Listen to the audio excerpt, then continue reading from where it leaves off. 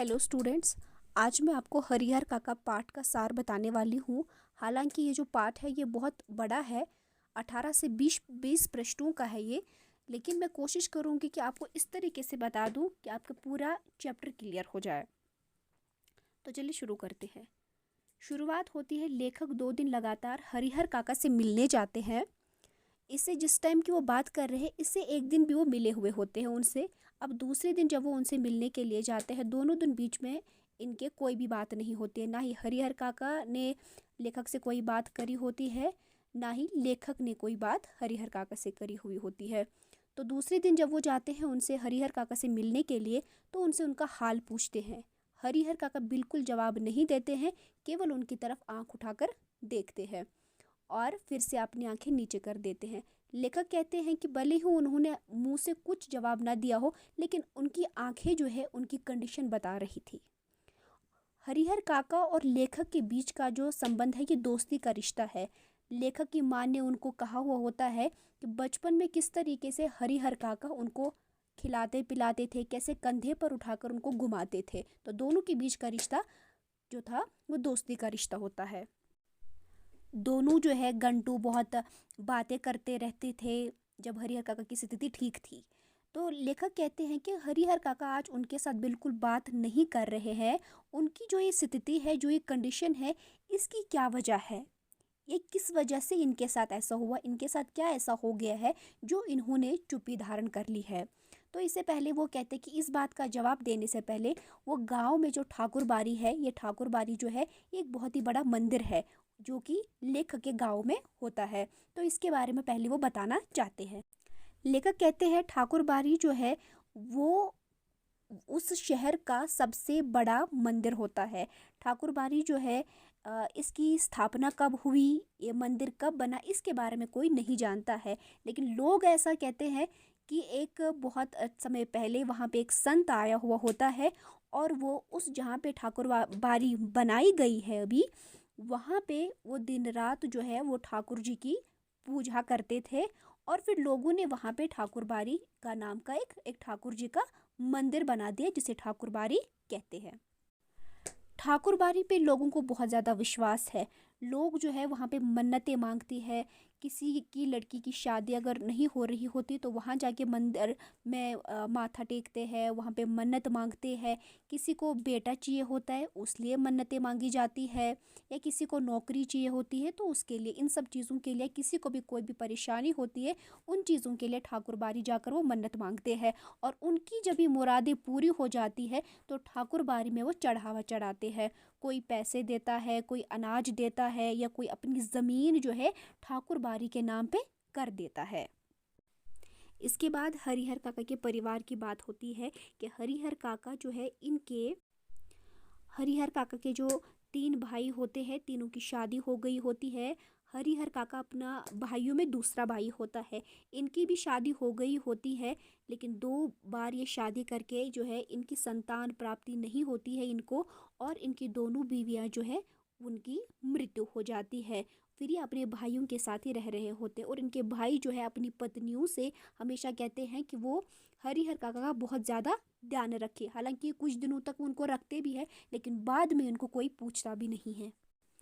हरिहर काका की स्थिति ऐसी होती है कि यदि कभी वो बीमार भी पड़ जाते हैं तो उनको बहुत ज़्यादा दिक्कत होती है, क्योंकि उनको कोई पूछता भी नहीं है। घर में जो बच्चे होते हैं उनके भाइयों के, वो भी कोई पढ़ रहा होता है, कोई खेल रहा होता है, कोई धमा चौकड़ी मचा रहा होता है।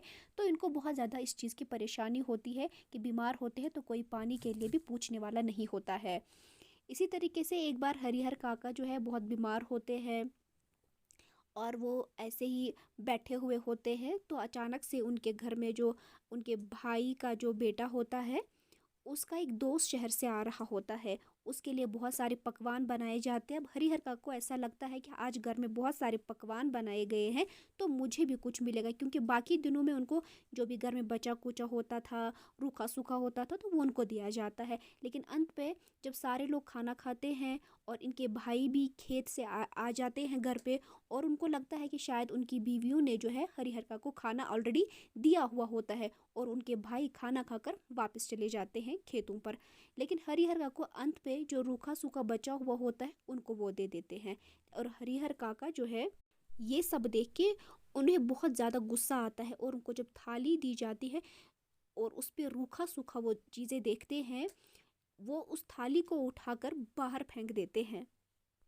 और गुस्से में वो उनको सुनाते हैं कि क्या उनको ऐसा लगता है कि वो हरिहर काका को ऐसे ही कुछ खिलाते पिलाते हैं। उनकी खुद की खेत है, उससे जो है इनके घर में अनाज आता है, उनके हिस्से का भी अनाज इस घर में आता है। यदि वो ऐसा सोचते हैं कि वो खुद से इनको खिलाते पिलाते हैं तो इस भ्रम को तोड़ दे।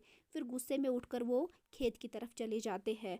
उधर उतने में इससे पहले जो है महंत का जो पुजारी होता है वो हर साल जो है चंदा लेने के लिए ठाकुर जी के नाम का जो है वो चीज़ें लेने के लिए, जैसे घर घर लोग जाते, वो पंडित जाता है।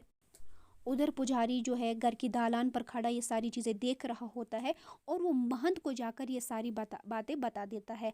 महंत जो है टीका लगाकर राम नाम की चादर ओढ़कर घर से मंदिर से निकल जाता है। और आधे रास्ते में उनको हरिहर काका मिल जाते हैं। वो हरिहर काका को अपने साथ ठाकुर बाड़ी लेके जाते हैं और उनके साथ बातें करने लगते हैं कि क्या उनको ऐसा लगता है कि इस दुनिया में अपना किसी का कोई है, कोई नहीं होता है। उनके भाई भी जो है वो उनकी ज़मीन जायदाद के लिए उनसे प्यार करते हैं या अपने साथ रखते हैं।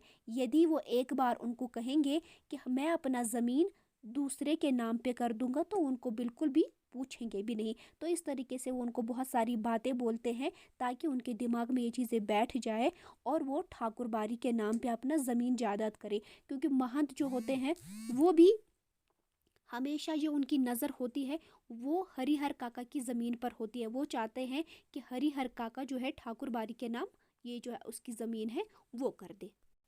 ठाकुर बाड़ी में हरिहर काका की बहुत आवभगत होती है।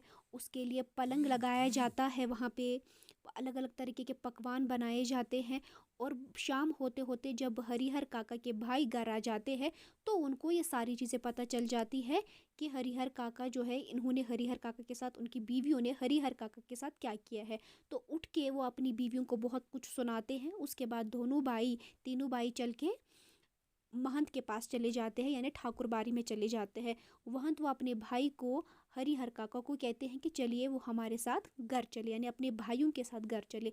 इससे पहले कि हरिहर काका कुछ कहते, इससे पहले हरिहर काका उनको कुछ कह दे कि बीच में महंत आ जाते हैं और वो उनको कहते हैं कि हरिहर काका जो है उनकी हालत बहुत ख़राब है। अगर वो एक दिन ठाकुर बाड़ी में रहेंगे तो उनको बहुत शांति प्राप्त होगी।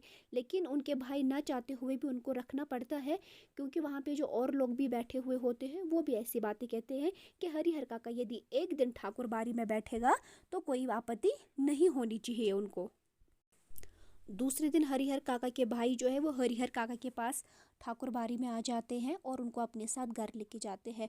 और हरिहर काका जब दूसरे दिन घर पहुंचते हैं तो पूरी हालत ही बदल गई होती है कि उन्हें बहुत ज़्यादा उनका ख्याल रखा जाता है, नौकर चाकर उनके लिए रखे जाते हैं और उनकी बीवियां जो है समय समय पर उनको खाना देती है। तो ये सारी चीज़ें देखकर वो हैरान हो जाते हैं कि ये किस तरीके से हो गया। और बाहर जितने भी लोग होते हैं, यानी मोहल्ले में जितने भी लोग होते हैं वो सब बातें करते हैं कि हरिहर काका के साथ क्या हुआ क्या नहीं हुआ। ये सारी बातें जो है वो बाहर के माहौल में हो रही थी। कुछ लोग ये कहते थे कि हरिहर काका को ज़मीन जो है वो महंत के नाम यानी कि ठाकुर बाड़ी के नाम करनी चाहिए। और कुछ लोग ये कहते थे कि उनको अपने भाइयों के नाम करना चाहिए। वो लोग जो महंत के लिए बोल रहे थे, यानी कि जो ठाकुर बाड़ी के नाम चाहते थे हरिहर काका ज़मीन करे, वो ऐसे लोग थे कि जिनको वहाँ पे महंत से कोई लालच थी। और कुछ लोग ऐसे थे कि जो सही में हरिहर काका का भला चाहते थे कि वो अपने भाइयों के नाम ज़मीन कर दे। तो दोनों जनों में बहुत बार लड़ाइयाँ भी होती थी। दूसरी ओर जो है हरिहर काका के भाई उनसे बहुत उनको तंग करते इस बात के लिए कि वो अपने भाइयों के नाम अपनी ज़मीन लिखे। और उधर महंत कभी जब भी महंत हरिहर काका अकेले होते थे तो उनसे बात करते थे, उनको इस बारे में कहते थे कि वो ठाकुर बाड़ी के नाम ही ज़मीन कर दे। लेकिन हरिहर काका ना ही अपनी ज़मीन महंत को देना चाहते थे, ना ही अपने भाइयों को देना चाहते थे, क्योंकि उन्होंने अपने गांव में बहुत सारे ऐसे लोगों को देखा था कि जिनकी कोई संतान न थी और अपने भाइयों के नाम या किसी और के नाम पे ज़मीन अपनी करके उनकी क्या हालत हुई थी। बाद में उनको किसी ने पूछा भी नहीं था, यदि वो बीमार होते थे या कोई भी परेशानी होती थी तो कोई उनको पूछता भी नहीं था। इसलिए वे चाहते थे कि वो जीते जी ना ही ठाकुरबाड़ी के नाम ज़मीन करेंगे और ना ही अपने भाइयों के आज नाम के लिए ज़मीन बस करेंगे। इतना ही। इसका मैं पार्ट 2 बनाऊंगी। आगे की जो समरी होगी, आगे का जो सार होगा, वो मैं नेक्स्ट वीडियो में बनाऊंगी। और आप लोगों का एक काम है कि आपको चैनल को सब्सक्राइब करना है, वीडियो को ज़्यादा से ज़्यादा शेयर करना है और वीडियो को लाइक भी करना है। Okay, thank you.